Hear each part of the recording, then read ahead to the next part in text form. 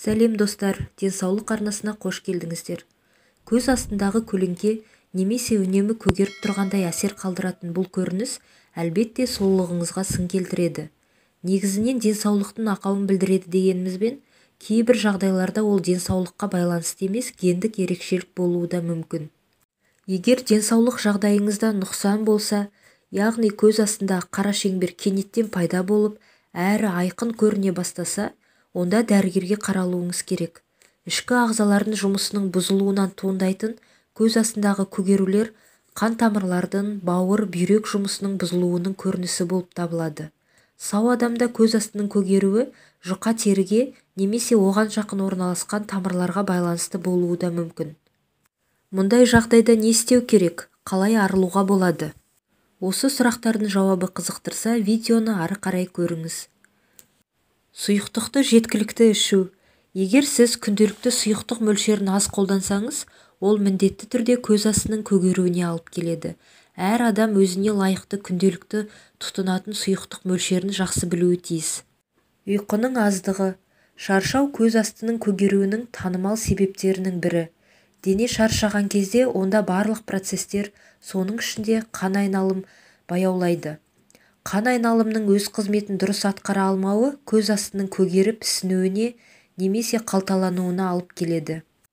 Ісінуді жою.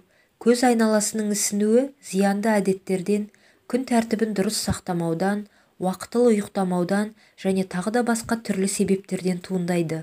Тұзды, ащы тағамдар мен тәттіге әуестік, жартылай фабрикаттарды жиі тұтыну, темекі шегу, алкогольді ішімдіктерді жиі тұтыну, судың жеткіліксіздігі ісінудің себептері болады. Осы жағымсыз әдеттеріңізді тыйсаңыз, ісіну де тыйылады. Гемоглобинді қалыпқа келтіріңіз. Қанның құрамында гемоглобин жетіспесе, тамырлар көгерген түске ие болады. Гемоглобинді көтеру үшін ағзаға темір қажет. Ол ет, сүт, жұмыртқа, балық пен бауырда болады. Тамақтану рационыңызға міндетті түрде осы өнімдерді қосыңыз. Қан тамырларды нығайту үшін фолий қышқылы, А, С дәрумендерін тұтыныңыз. Көздің астының көгеруін кетіру үшін бірнеше кеңестер ұсынамын. Салқын компресс. Ас қасықтың 2-ін немесе 4-еуін тоңазытқышқа салып қойыңыз. Салқындаған қасықпен көзіңіздің ісінген, көгерген тұсына бірнеше секундқа басыңыз. Қасықтың температурасы жоғарылағанда екінші қасықпен дәл солай басыңыз. Екі көзіңізге бірдей басуға да болады. Оны 10 минуттан артық ұстаудың қажеті жоқ. Қалташадағы салқын шай. Шайдың самасын шаршаған көзге қоятынын білсеңіздер керек.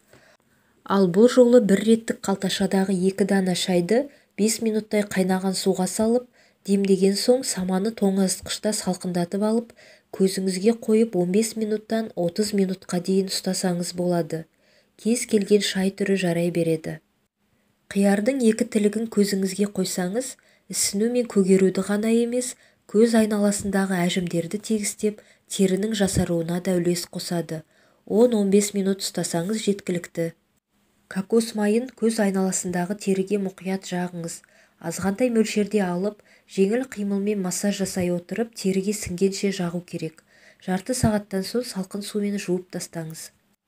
Алоэның балғын жапырағын кесіп алып, қоймалжының мұқият көз астына жағыңыз. 10 минуттан соң салқын сумен жуып тастаңыз. Күніне 3 рет қайталауға болады.